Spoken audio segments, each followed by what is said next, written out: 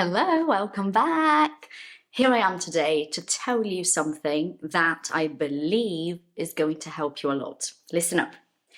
Learning English well is not only about how much you want it, but also about how interested you are. Why am I saying this to you? A lot of you watching me now really want to learn English. You really want to improve. You've been feeling stuck for many years. You got to a stage that you just don't know where to go anymore. And you might even have the feeling, two feelings actually. One, that there's nothing else for you because you don't think you are capable. That's a great word. You are capable of more. You don't see yourself as very promising in terms of English. Promising means that you have always kind of been good. So if you work hard, maybe you can be extraordinary. So this is promising. You don't see yourself as promising English-wise. English for you has always been challenging and you have made a huge effort so far. So it's like, maybe this is all I can achieve. Maybe this is it for me. There's nothing else. Maybe this is how good my English will ever be. And that's the feeling you're having.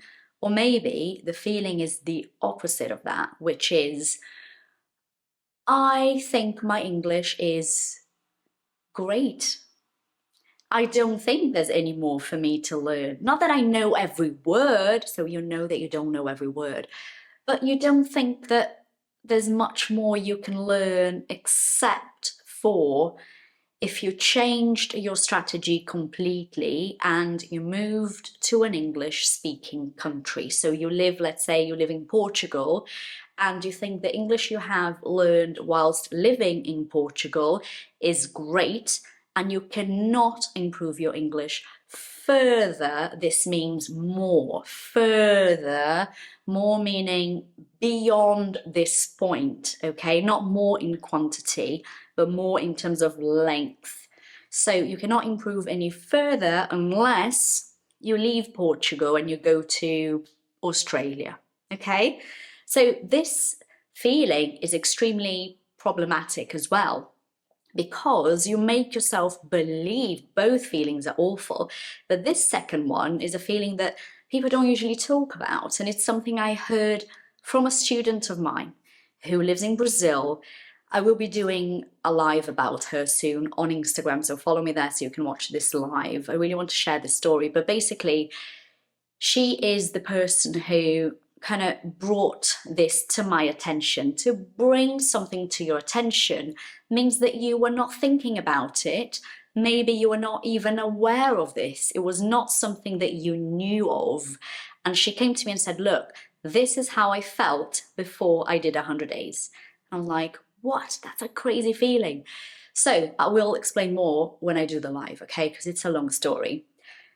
This feeling, as I was saying, is problematic because it gives you this impression that you have done the best job possible whilst living in your country, which is not an English-speaking country. And that is not true. That is just not true. I'm sorry to tell you. And that takes us to the point of this video, which is to say, I know you want to improve your English. Well, obviously, you're watching this video right now. You want to improve your English.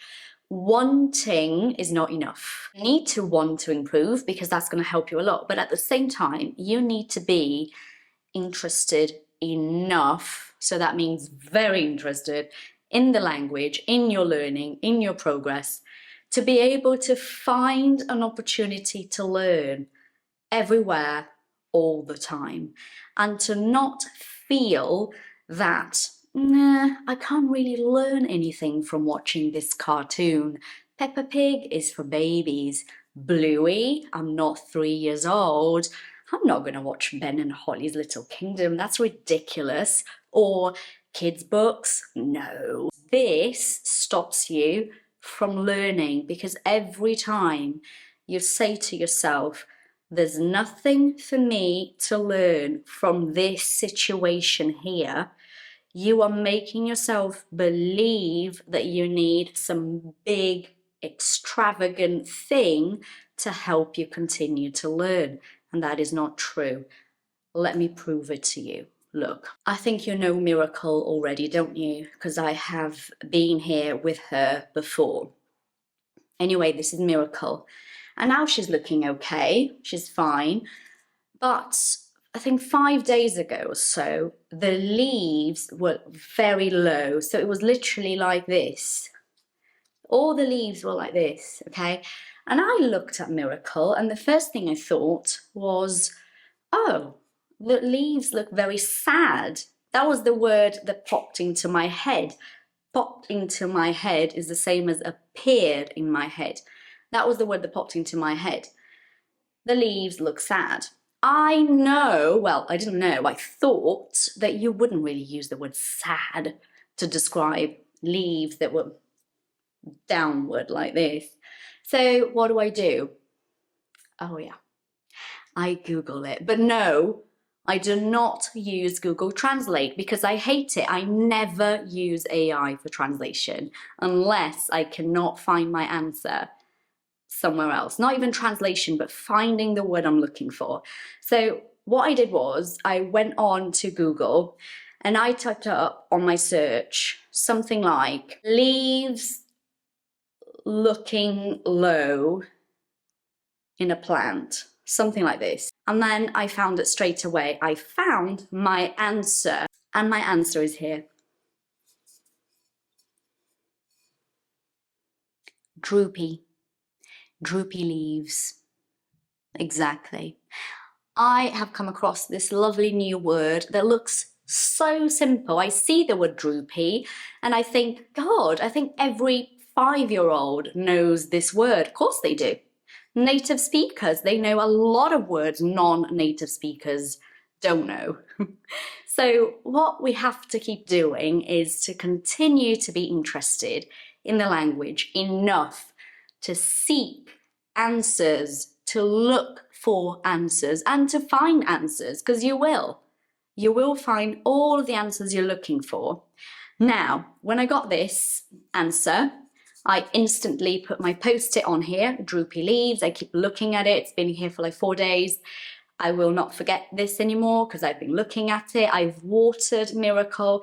The leaves are nice and healthy again. So that's great. Now, we don't stop here. Because if we stop here, it's limiting. It's not enough. Remember, when you're interested in it, you want more. So that's what I did. And I found out, and I was fascinated by this, I found out that this word here, droopy, is exactly the same word we use when we're talking about dogs, for example. You know, dogs whose ears go down like this. They're droopy ears. See what I mean? Simple word, easy peasy, very basic. But there are always gaps in our learning when it's not our language. And this is something really interesting as well. We know lots and lots of basic words in our native language that we never use, but we know them. We just know the meaning. We remember them straight away. If we hear them, we know what it means. If we see them, we know what it means. If we have to use them, we can retrieve the word, which is find the word in our brain very quickly and easily. That's because it's our native language. With English, which is not our native language, we achieve fluency in parts of the language, not in the language as a whole. So, of course, there are always gaps. There are always little things that to us are just so simple and easy and basic that we don't know.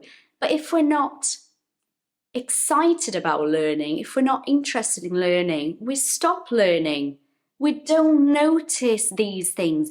We don't make ourselves go further. Remember that? Go further, keep moving more. This is just an example, but I can tell you that this happens to me all the time. I'm always asking myself how I would say something in English and trying to find the answers in my head. And then if I'm not sure, I'll double check. Now, if I were speaking to a native speaker and I said, oh, Miracle's leaves look a bit sad, they would laugh and find it really cute that I used the word sad. They would not think it was a mistake, because it's not a mistake, it's just a very creative way to describe the leaves. They would probably not even think that I didn't know the word droopy. They would just think I meant to be quirky and creative. And that's what you get when you reach a level of proficiency that native speakers look at you and they just take it all for granted, and they think you understand everything and you know how to say everything, which you don't, but that's what they think. You get to a stage that you are able to talk about practically anything. You're going to find a way, even if you don't have the proper words.